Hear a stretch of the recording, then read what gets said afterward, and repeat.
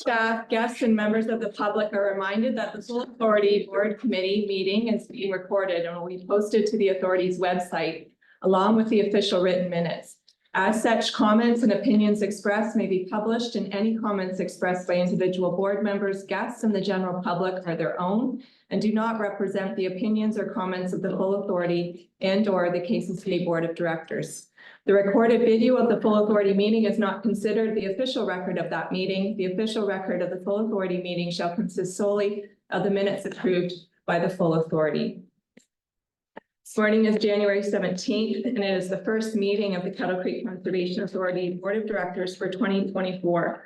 As such, I announce that the chair and vice chair positions are vacant. I note that there is a recommendation to the membership that Dan Dale be appointed as interim chair for the purpose of conducting the elections and would look for a motion in that regard. I see a mover from Lori and a seconder from Sharon. All those in favor? Against? And that's passed. And I ask Dan Dale to step forward to the chair and conduct our elections. Up here, okay. Yeah, from up here is good. Right to the end of the day. Yeah.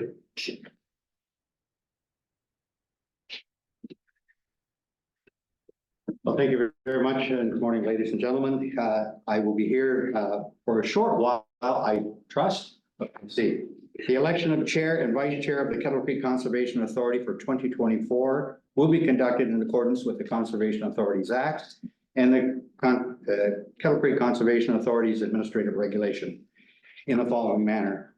Scrutineers. The appointment of one or more scrutineers is required for the purpose of counting ballots should an election be required. All ballots shall be destroyed by the scrutineer afterwards. And I have a recommendation in front of me that Kevin Jackson act as a scrutineer and that the ballots be destroyed after the election. And I would look for a mover and a seconder. Todd? A second. Jim? We were kind of wondering what was going on. All those in favor? Against? That motion passes. Declare the motion carried then.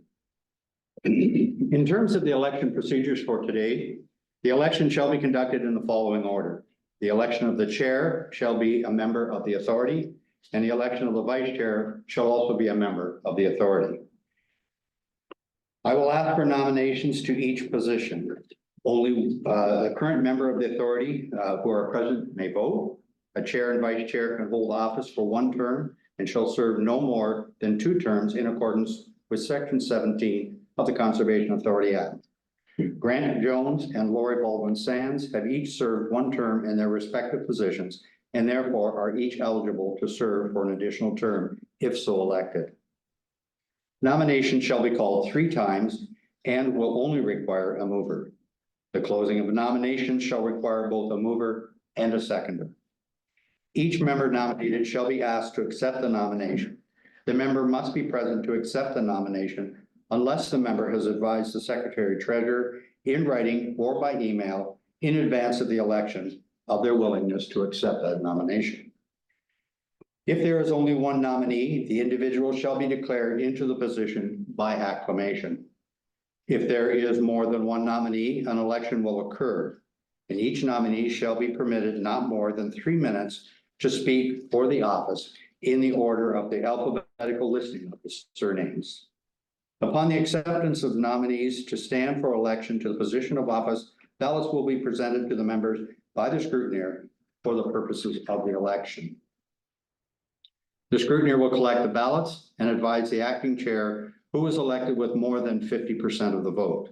A majority vote shall be required for election. If there are more than 2 nominees and upon the first vote, no nominee receives the majority required for election, the name of the person with the least number of votes shall be removed from further consideration for the office and new ballots shall be distributed. In the case of a vote where no nominee receives the majority required for election and where 2 or more nominees are tied with the least number of votes, a special vote shall be taken to decide which of such tied nominees' names shall be dropped from the list to be voted on in the next vote. Should there be a tie vote between two remaining candidates, a new ballot shall be distributed and a second vote held. Should there still be a tie after the second ballot, a third vote shall be held. Should there be a tie after the third vote, the election of the office shall be decided by lot drawn by the acting chair. If the members understand the procedures, we will begin with the election of the chair. Are there any questions? I would now call for nominations for the position of chair for Kettle Creek Conservation Authority for 2024. I'll move it. Move it for who? We're looking for. nominations. Right. For Grant? I thought we were just doing the chair first. Yes, we are, but who needed the name? Thank you. Second. So do you need a seconder? No seconder required. no seconder for required. nomination.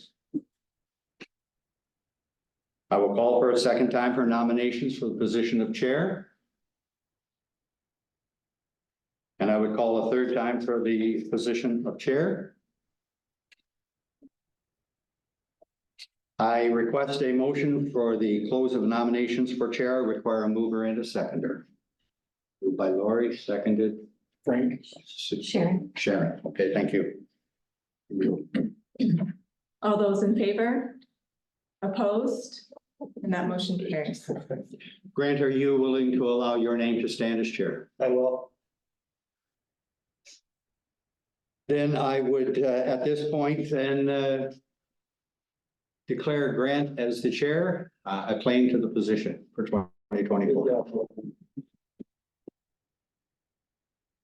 I will now open the floor for nominations for the position of vice chair. One power mover, John. I think Lori's doing a good job. Thank you. Sounds cool. Call a second time for the position of vice chair. Any nominations? Third and final time. Seeing none then, I would request a motion to close nominations for the position of vice chair. Grant, seconded Johnny. No. All those in favor? Opposed? And that motion carries. Or are you willing to allow your name to stand as vice chair? Yes, I will. Then I would declare you elected as vice chair by acclamation. Thank you. Includes all elections are going to be.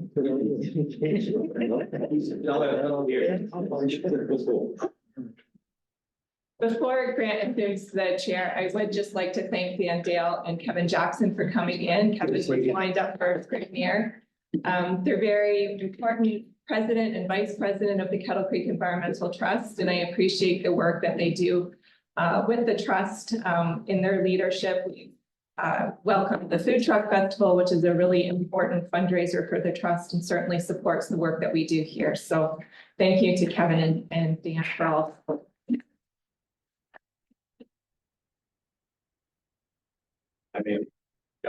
Take care, guys. Thank you.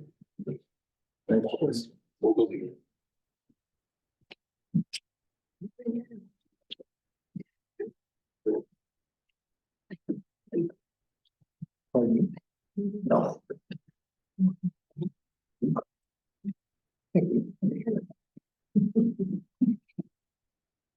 Okay, well, thank you for your support and confidence in my ability to be for another year. This can be a challenge some days. So you all seen some of the communications that happened in December and November, and some of the other committees that sit on Conservation Ontario and Bakery, Shoreline Management and others. Thank you anyway. Next, we have our administrative approvals. We have committee appointments, and Elizabeth, do you want to go through this? Sure. The first committee appointments are executive committee. The executive committee consists of the chair, vice chair, past chair, and then 2 to be elected. If I can just have the next slide. Just as a reminder, your executive committee consisted of, for 2023, consisted of Grant Jones, Lori Baldwin-Sands in their position of chair and vice chair, because we didn't have a past chair.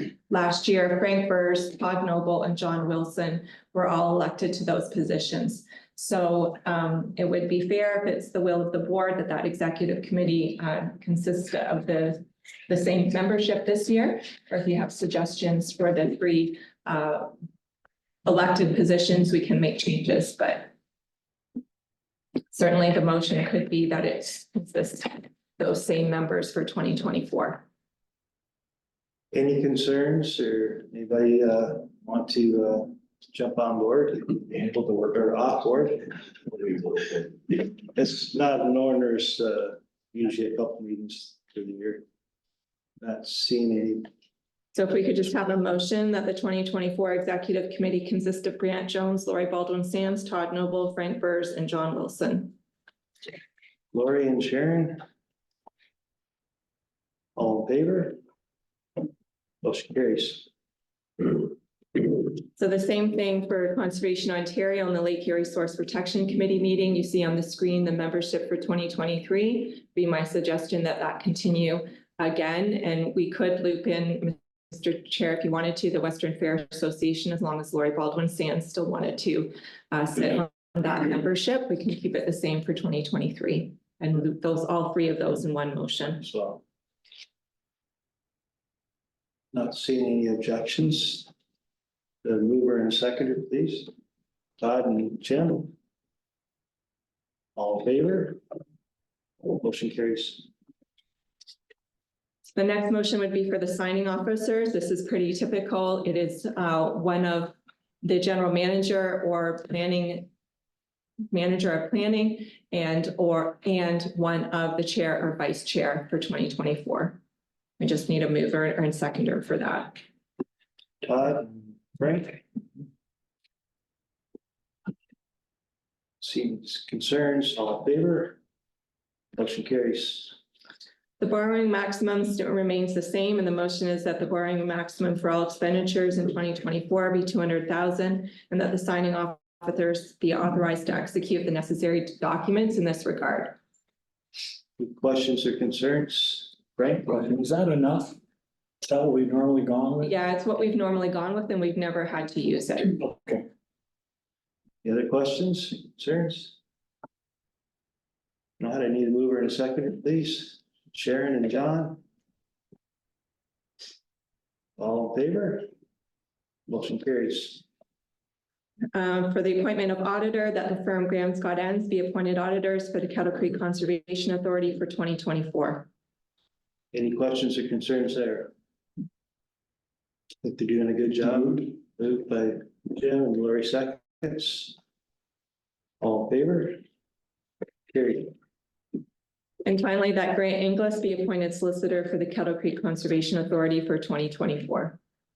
Move it. Frank and John. All in favor? Motion carried. He's been pretty straightforward with everything he does. Yeah. Yeah, it's okay. That made it really easy. Thanks, guys. Next, we have our delegations. First is Sarah and Pete. I think it's just Sarah here for. Yeah, Pete was on a minute ago. I'm gonna quickly text him and let Okay. him know that he can join again. It'd be nice if he could join us. Oh, he's on. He's on now. Okay, great. Morning, everyone. So, welcome, Sarah and Peter. I think everybody knows Sarah. The floor is yours. Go ahead. Thank you. I'm Sarah, as Grant said, most of you know who I am already. I've been on the Township Council. But today I am here in my role as Information Director for the Long Point Biosphere Region. And I'm joined by Pete Zuzek. He's from Zuzek Inc. and he has a long history of work along the shore of Lake Erie. Today, we're going to be talking to you about the Long Point Littoral Cell Working Group.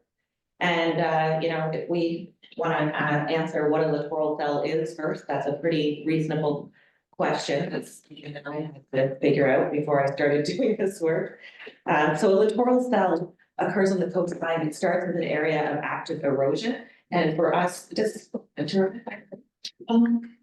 anyways, for us, you know, the Long Point Littoral Cell, all of our eroding bluffs, starting up in Port Glasgow, that's that movement to the areas of erosion, which I think a lot of us, I think us here who have shoreline in our municipalities are certainly understand the current rates of erosion and the problems that can cause for housing and infrastructure.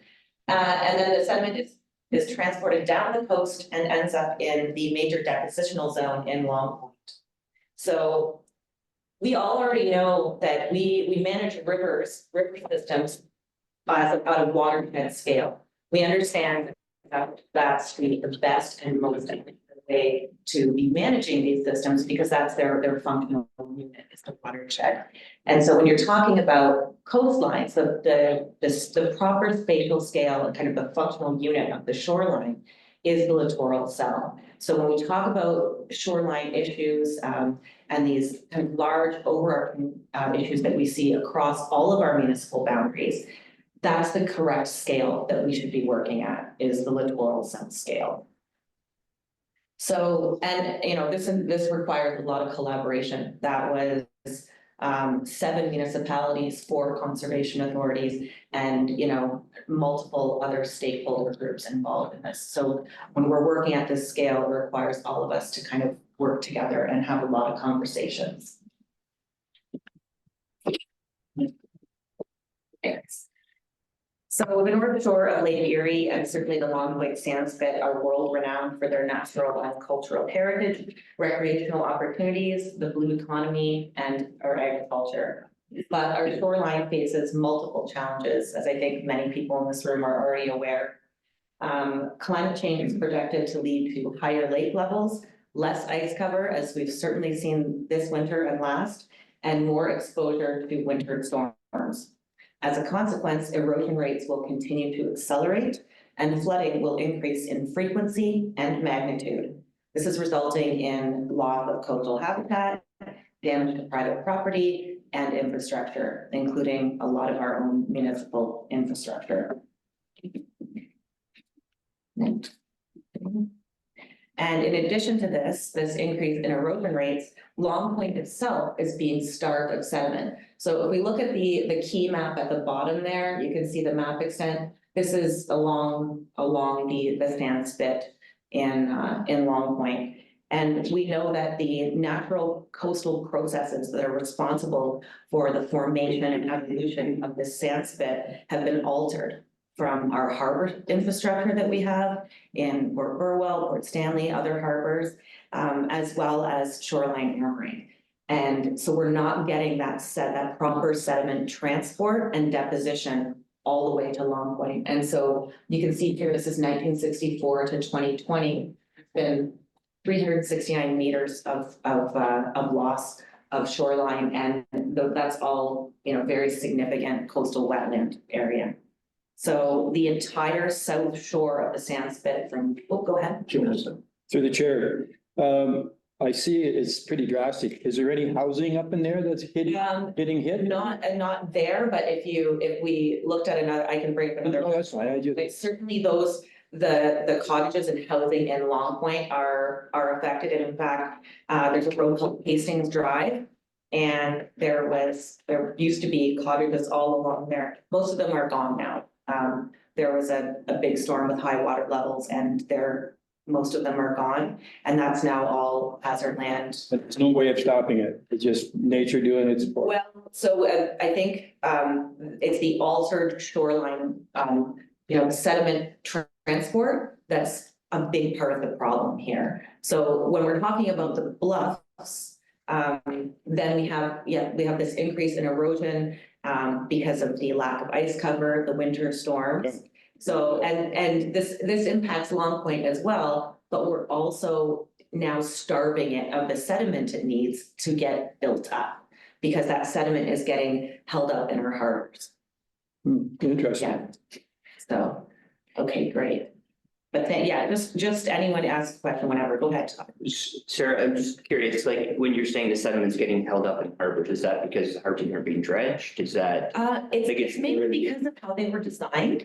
And I have some graphics to bring up later. We can talk more about that. And Pete is a real expert in this, but it's mainly how they're designed. And when you look at some of the US jetties and piers, they're doubles that are the same length. Whereas on the Canadian side, we get these big, long, single ones that are, and then that's what tends to hold it up. So if you have these double jetties or double piers, that encourages sediment transport to keep moving. And it's these long single ones that hold it up.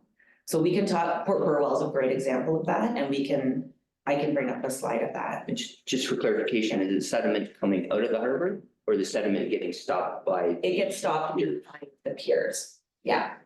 But yet certainly there's sediment coming down the harbor as well. But that it's generally getting held up before that. We're talking about the coastal. Pete, unless Pete, you can jump in, Pete, if I'm not explaining it well enough, you're the expert. You're doing. You're doing great. Just keep going. Okay, all right. So, the entire south shore of the Longleat Sands Spit from Cove Road to the tip is eroding. And that's resulting in the permanent loss of coastal wetland habitat over 300 hectares since 1964. And that is a huge amount of coastal wetland that's been lost. And that's gone permanently. It's not coming back. It's also impacting the recreational beaches in that area, as well as those coastal communities that are dealing with that. Just maybe to the chair, one extra question. Yeah, Is there such a thing as tides that way? Like a tide brings it in and then takes it out and brings it back? This is never coming back?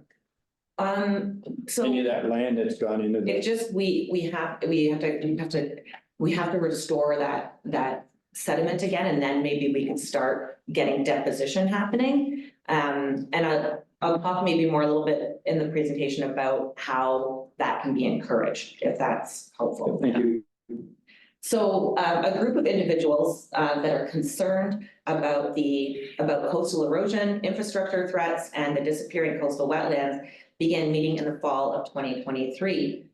They recognize that in order to reverse negative trends and these future projections, all levels of government and local communities need to collaborate on a regional approach to coastal management at the appropriate spatial scale.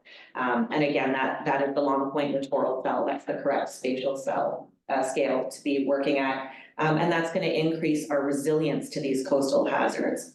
So on December 8th, the term working group was adopted to recognize the fact that we are engaged in this ongoing collaboration. We now have more than 25 attending members.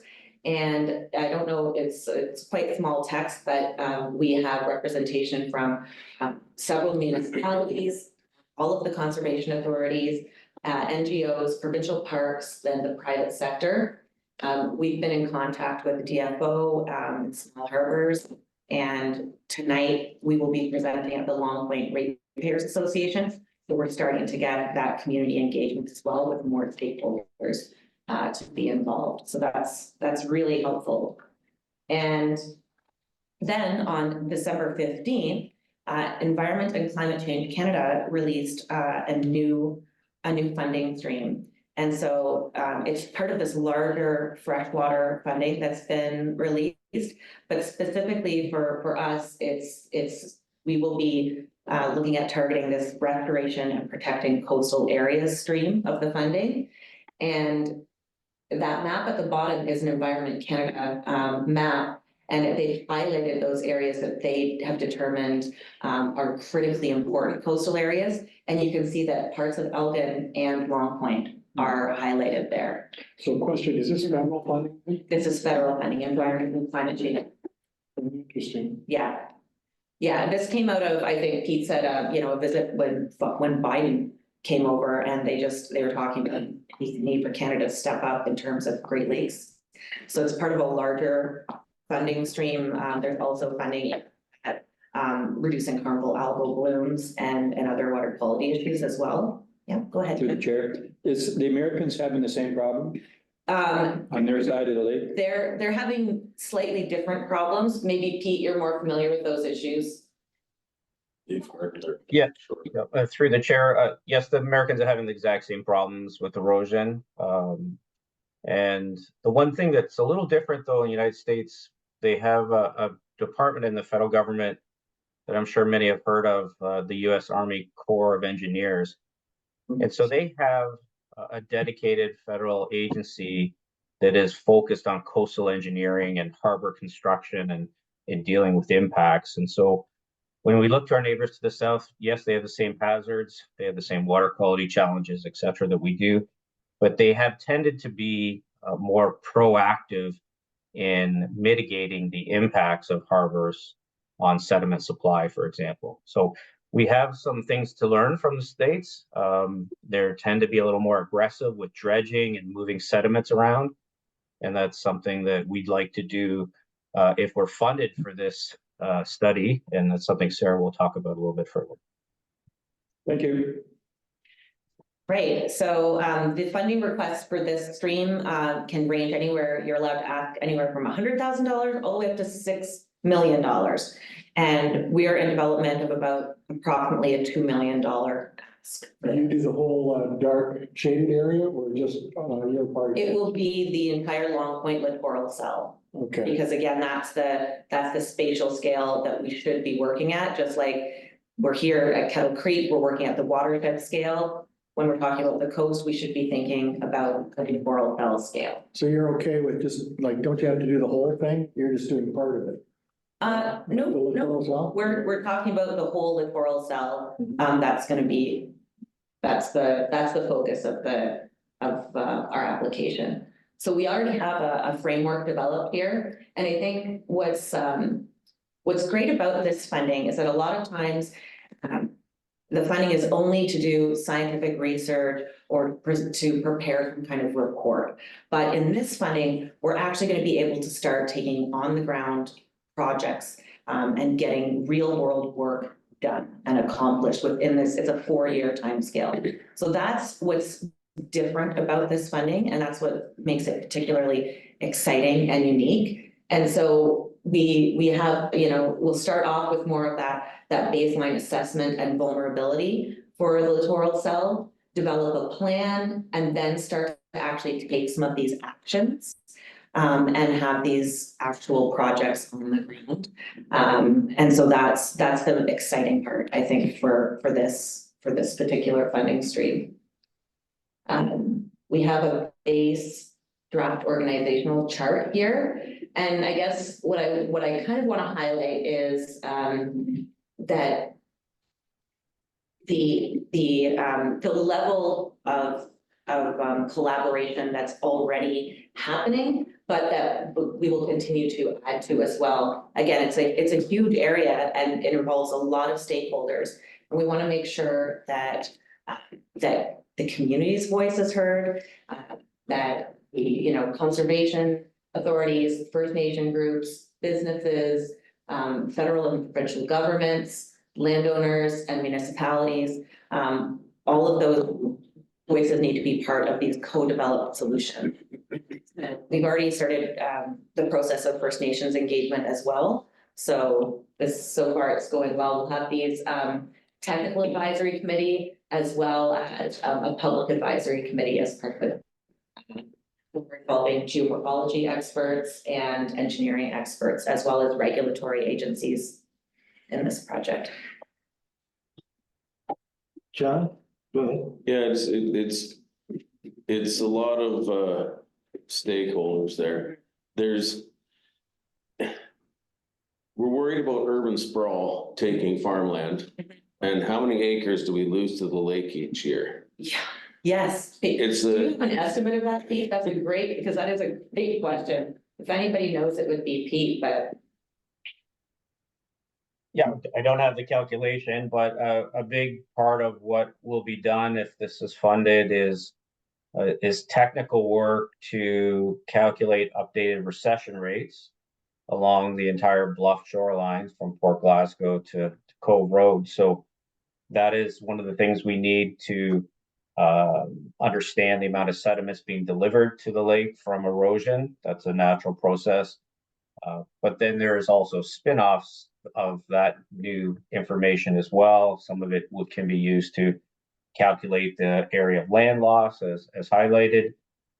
It can also allow us to look at vulnerability and risk as well. So what infrastructure do we have located close to the top of the bluff, and when and how could it be impacted in the future? So there's lots of interrelationships here, and this whole cell, this whole region Sarah's highlighted, is integrated in many ways. There's the social dimensions, economic dimensions, cultural, environmental, and the physical processes. So lots of components to this, very complex study, and that you're highlighting some of the interconnected pieces already, which is great. Can I ask a question? Do private citizens own the beach part of it, or is it public to a certain point? It's usually public to a certain point, I think, or at least owned by a government agency. Like you don't own right down to the shoreline ever, right? Is that correct, Brandon? You don't, Yeah, the First Nations. Oh, sure. Case, right? they own the beach. Just, we're never gonna, in a position where we're gonna ask landowners to contribute to, no. Other questions, Jim? Through the chair. If we all recall, that was a big issue quite a few years ago, Port Stanley.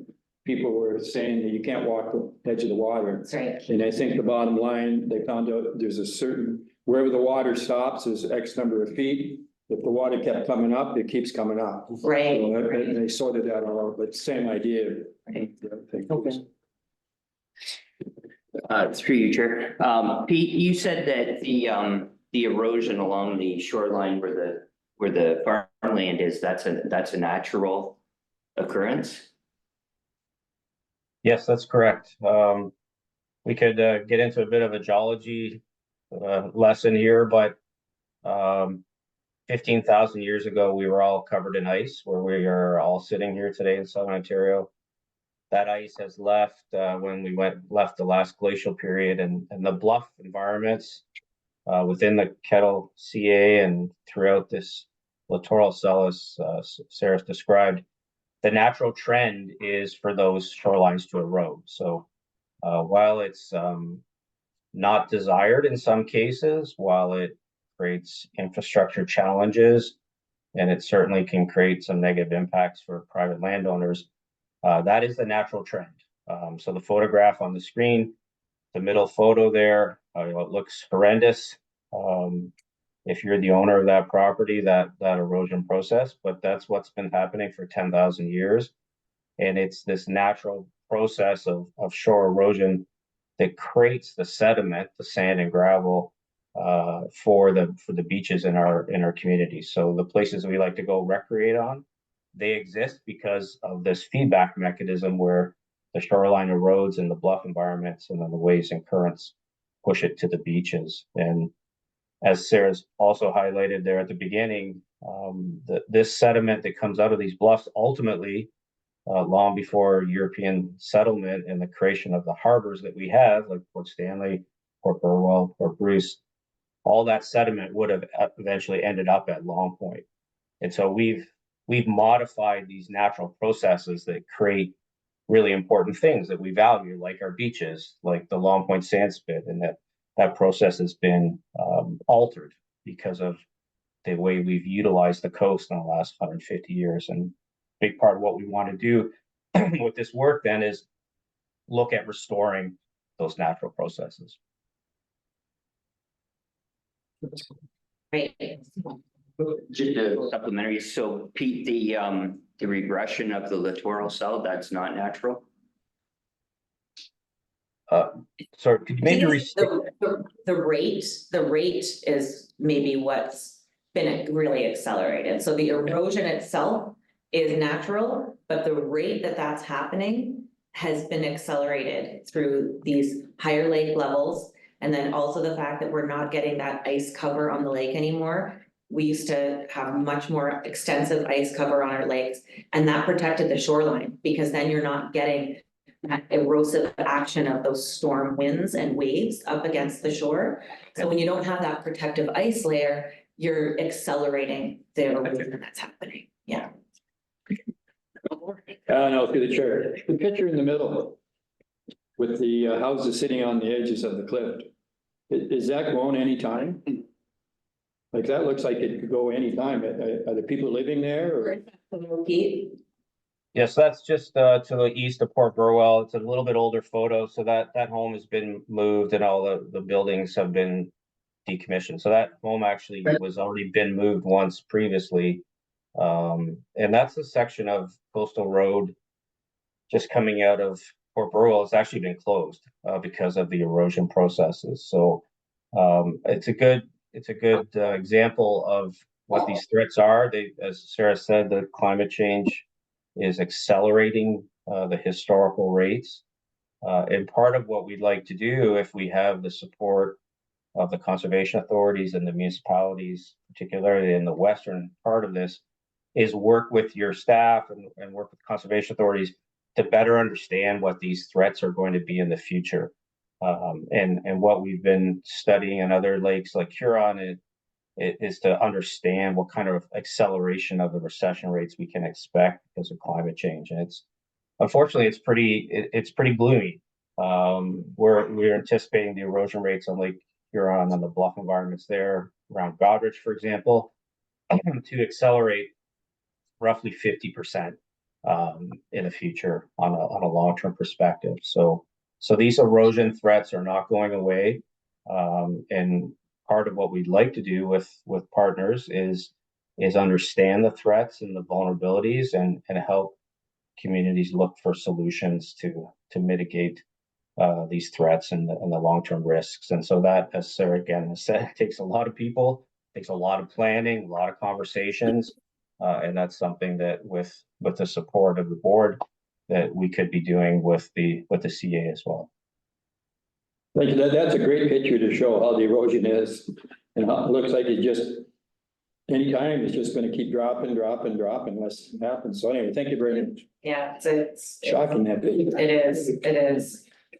So I think it's great. All these questions have really brought up most of what we were going to talk about in this slide, which is fantastic. This is the scope of what the project would entail, and that would be this. We talk about this extensive community engagement. We could have community forums in, Port Stanley, in Port Burwell, and Port Rowan for this community engagement. And as Pete was just mentioning, the vulnerability assessment for roads and infrastructure and housing, that would be beneficial to the conservation authorities and also to the municipalities to help us understand what those threats are and how we need to plan for our infrastructure in the future.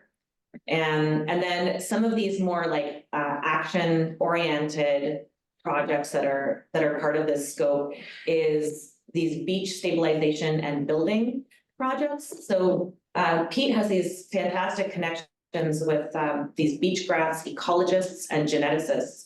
And so the native beach grasses really hold on to the sand. So once we do get deposition happening in the places where we have beaches, we have shoreline that we want to maintain and hold on to as tightly as possible, that's where we can use these specific beach grasses and plant those to encourage holding on to the sediment that we do have and to prevent erosion and at least reduce it. So those are the kinds of really kind of community-oriented projects that can be started. Certainly, like Port Stanley is a great candidate for that, as well as Long Point. Those are two great communities, and potentially in Burwell as well. So those are really exciting. And then I'm going to let Pete talk about the Port Burwell Harbor, and that's this really big picture exciting project.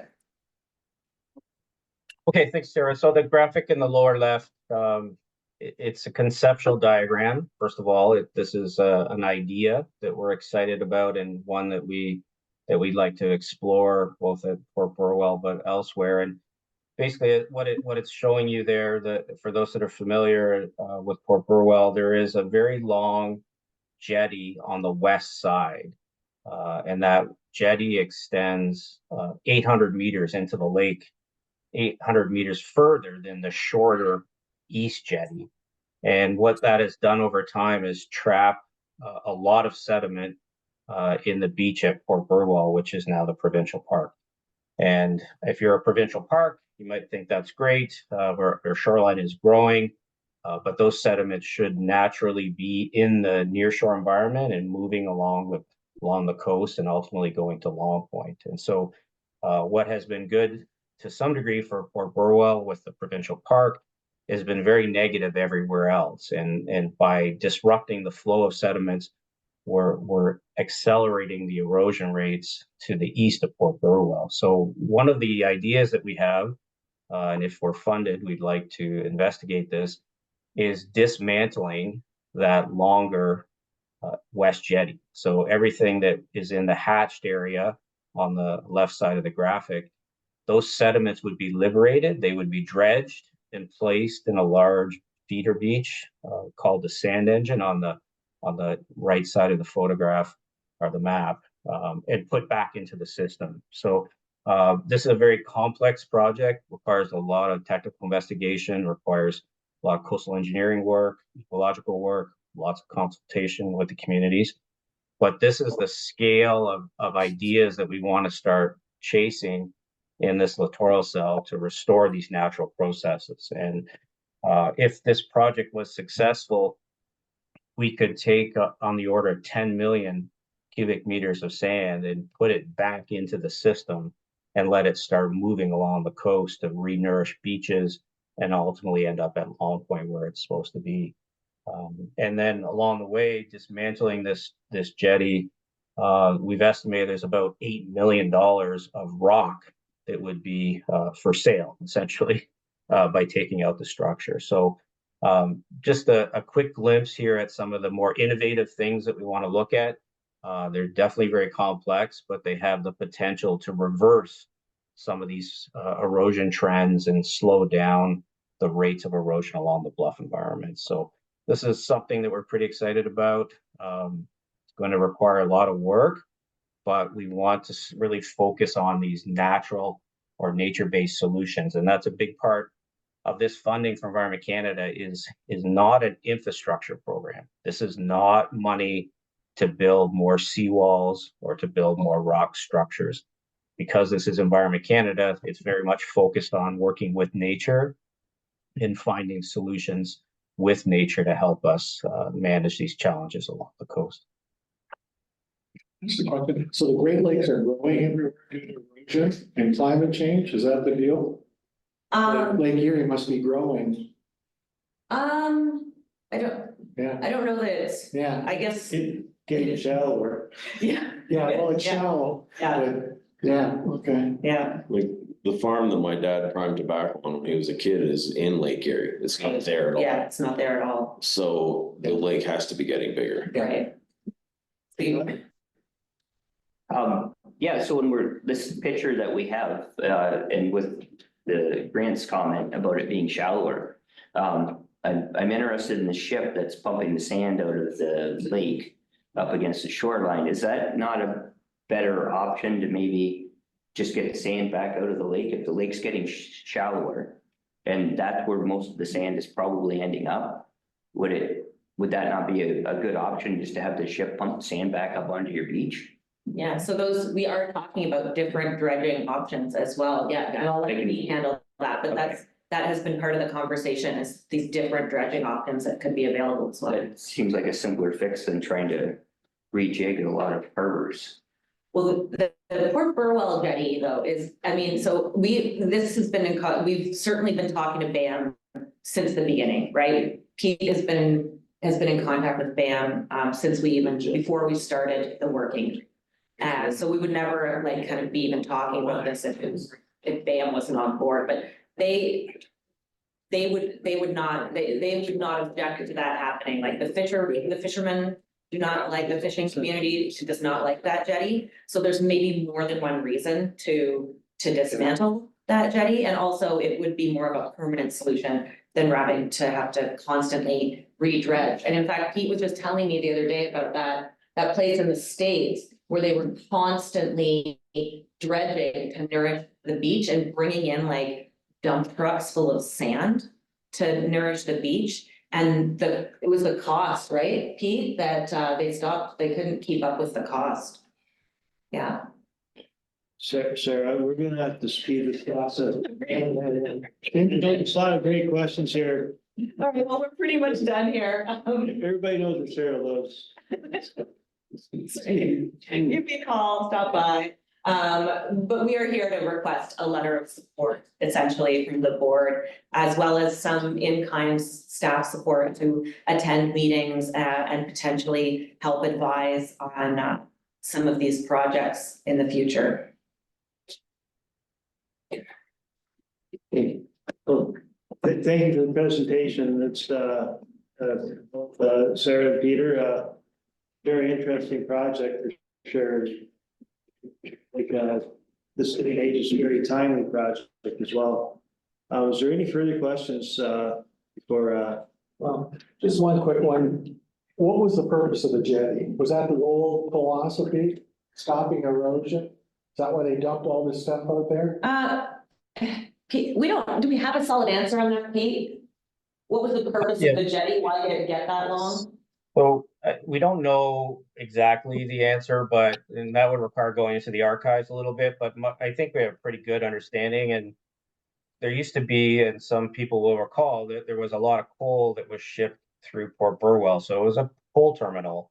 And those boats would require a 30-foot draft to come across the lake from Pennsylvania and Ohio and deliver coal. And so that was the Canadian solution to minimize dredging costs, was to just keep building the one jetty on the west longer and trap up the sediment and hold it in the beach so that it didn't go into the navigation channel and cause additional dredging. So I believe that it was our attempt, the federal government's attempt at minimizing dredging costs to maintain a deep draft 30-foot harbor for those coal boats to come into Port Burwell.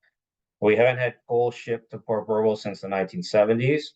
So now we have this essentially relic piece of infrastructure that's not needed and causing a lot of negative impacts. And so that's why we're looking at it. We're going to have to tread on this very carefully. Can't emphasize that enough. This is not there's no guarantee that this will happen, but it is a good example of the types of projects we want to look at with all of the partners and the working group. And I just wanted to mention in the meeting that we were scheduled to do the levy apportionment vote, and that was widely circulated to our member municipalities that we were doing that vote today. It has been postponed because the two reps from the City of London couldn't make the meeting today. They have 50% of that apportionment vote, so we need them to pass that vote. So right now, based on responses from the board, we're going to move that municipal apportionment vote to February 7th. That is a meeting that those two City of London reps can make that meeting. So I'm just verifying that everyone else can make that meeting as well. And we move that municipal apportionment vote to then. Then the next important meeting is February 21st. That is our AGM. That is when our budget vote is scheduled for. That is a weighted vote as well. Jerry can't make that meeting, but I'm going to be confirming that Sam can. If Sam can, then we should be able to move ahead with that vote. But if you have, I know Frank can't come to the February 7th meeting, but everyone else could. So I think we're safe there.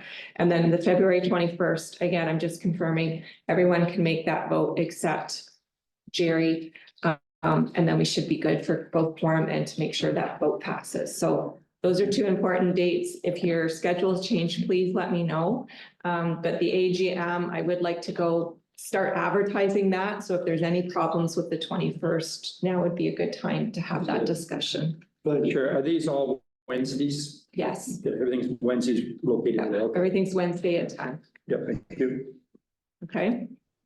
So with that, we don't need to approve those dates again. It's just making that publicly known why we deferred that vote.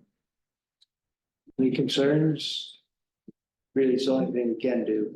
Do as they come, I guess. So, Okay, if there's nothing further on that one, we'll move to minutes of the meeting, for December 20th, 2023. Any errors or omissions? I'll move them. Jim, seconder. John? Good discussion? All in favor? Motion carries. And next, matters arising, we have first our media report to January. Yeah, so just a small update from the package. We sent out 3 condition statement last week, and on Friday, then had a short a segment on CTV and an article that corresponds with it. Aside from that. Questions from Mary Ann? If not, we'll move down to watershed conditions. Just gonna take that on.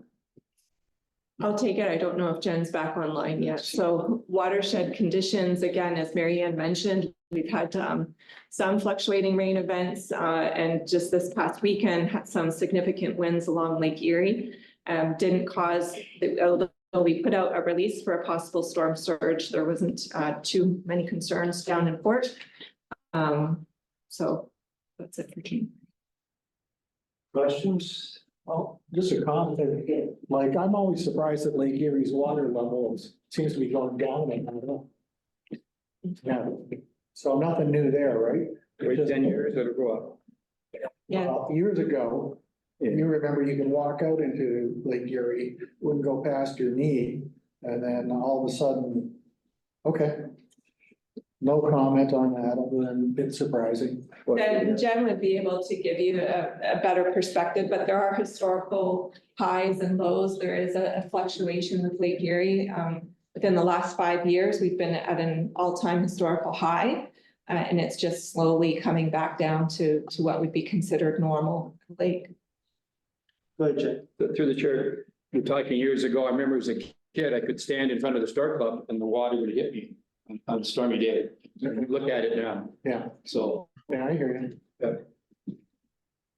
Okay, if there's nothing further, we've got a recommendation that staff reports under matters arising A and B be received. Laurie, seconder Todd, all in favor? Motion carries. Move down to, we have no statement revenue and expense, so next is new business. First one is land acknowledgement.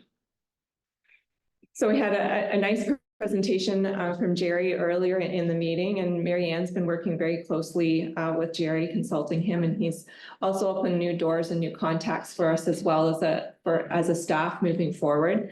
I think it's important today, we do have the land acknowledgement that was included in the advanced package, and I'll just read it out. Kettle Creek Conservation Authority wishes to acknowledge the treaty and traditional lands originally occupied by the Indigenous First Nations people of the Anishinaabe, Adelandaron, and Haudenosaunee nations. KCCA strives to build meaningful relationships with Indigenous communities and recognizes the importance of respecting these treaties and lands. Again, we vetted that through Jerry, various versions and landed on this one. It's proposed that we would read that aloud at every meeting as well as post it on our website.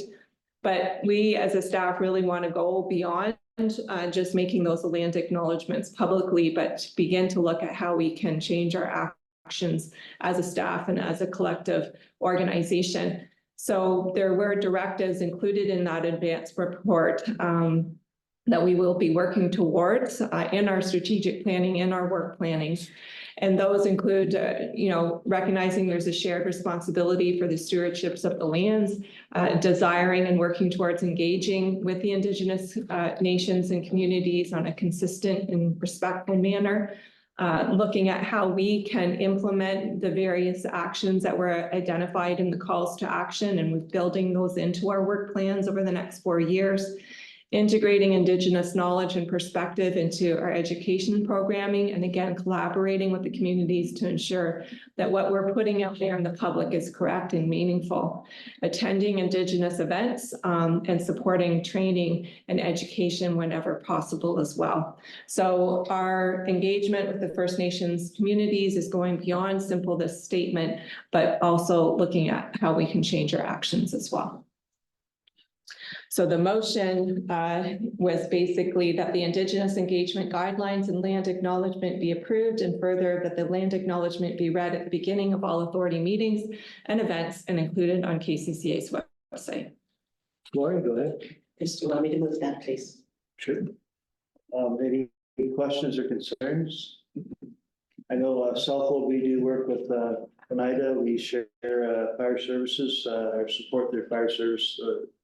And that's they've had challenges with their fire service, and we're happy to help them out. And I know they support Elgin County by their ambulance service covering shed or Southwold quite often. So I think it's very important to do this. Any further questions or comments? So the recommendations before you, Lori has moved, seconder. Sharon, any further discussion? All in favor?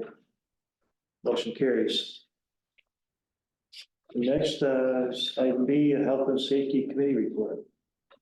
So it's basically general housekeeping, but the Joint Health and Safety Committee, as a staff, we meet quarterly to discuss health and safety issues. The minutes and reports were included in your advanced packages, just to show you what we're doing as a staff to keep up to date with health and safety issues. The meeting minutes were also attached, and so the recommendation is just that you receive all of those reports. Questions or concerns? Jim? No concern, but just a compliment to Scott and his team for putting this together. This is pretty detailed. And I read it through, actually, I read it through 2 times because there's some interesting things I thought. But it's great for us to see this. And there's a lot of hard work goes into putting this report together. And so I don't know if it's a quarterly report or once a year, but well done. So just thank you to you, Scott and your team. So, we have the recommendation before you. I'll move it, sure. Seconder, Todd? Any further discussion? All in favor? Motion carries. And as discussed at the municipal court's been, will be postponed until February 7th when we have some members of city law here. Berkeley. I guess that wasn't discussed at this time. That was the same one. Yeah. Okay, next is planning regulations, activity report from Joe. Thank you, Mr. Chair. Just looking for receipt of the advanced report that was in your package. This will wrap up the total number of permits and planning approvals for 2023. Any questions for Joe? The recommendation is to receive the report. Need a mover and seconder.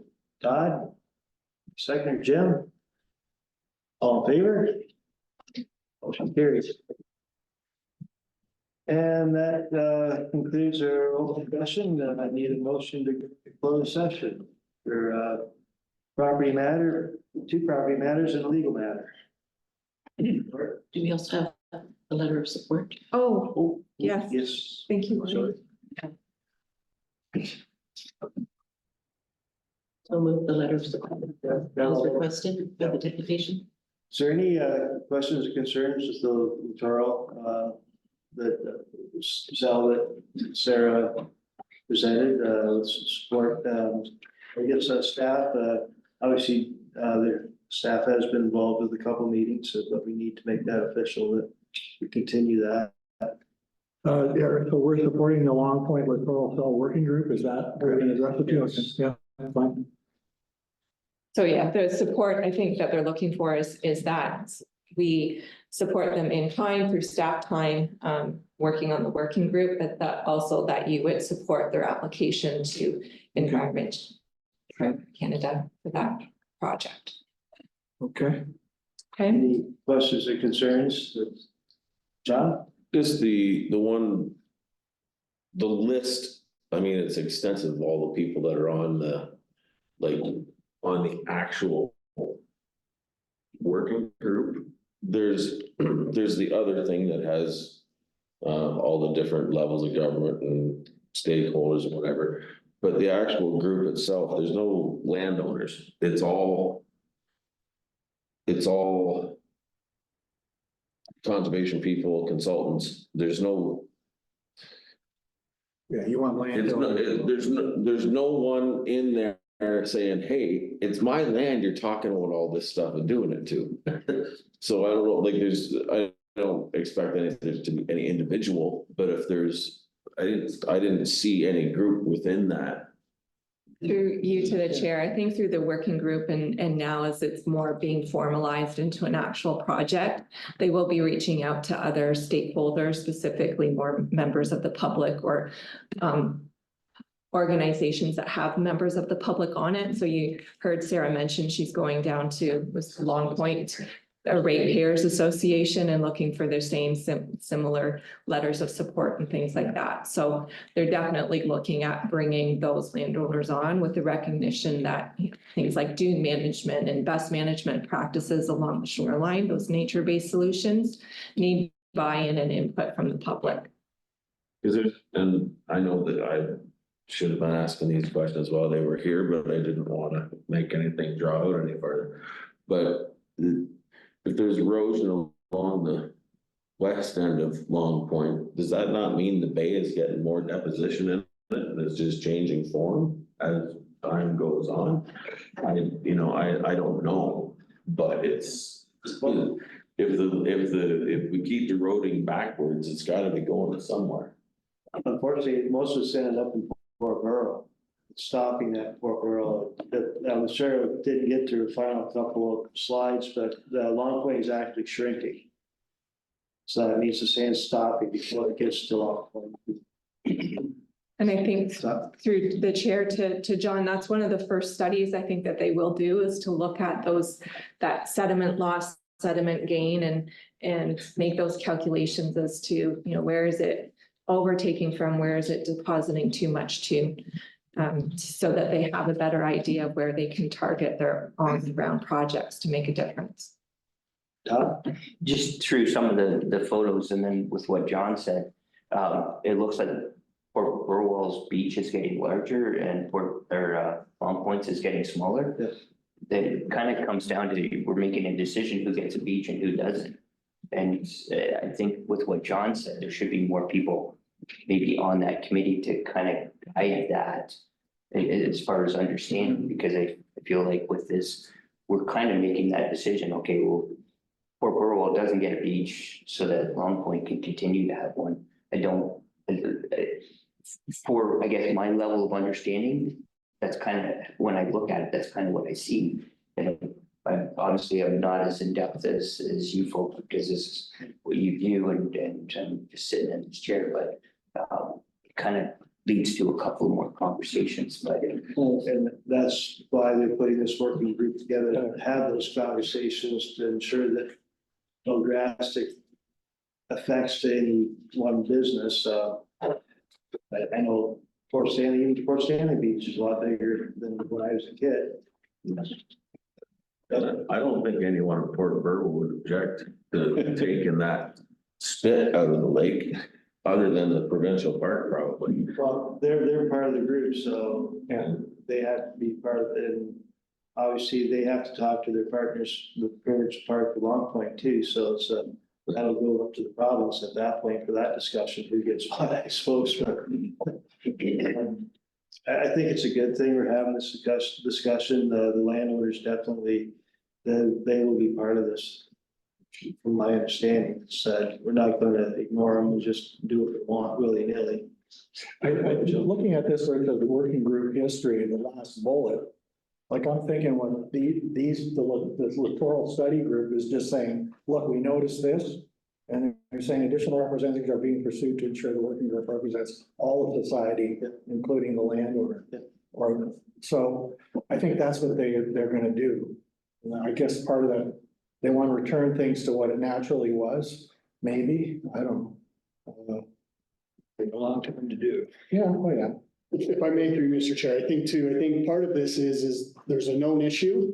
And part of this funding is to study and find the solution. I think some of the topics they've talked about today are just conceptual because they still have to study and find what's causing the issue. And I think the comments to Port Burwell, I think they started with BAM. So BAM's got interest in this already for that aspect they're looking at, which is driving it. But I think mostly what they're trying to do is get all party involvement, all feedback and understanding to guide it, right? So once they do the study, the next step will be what are the actual actions that have to be done? And then there's funding there to move forward with it. So it is a good project, the staff support. Okay, further discussion, yeah, I think we have a mover and a seconder. I just have the right moving. I don't have a seconder. Need a second. Second. Yeah, any further discussion? All in favor? Carries. Now, we need to go into closed sessions for property matters and legal matters. The mover second, please. It's Karen. All in favor? Motion carries. See, might need a 5-minute break.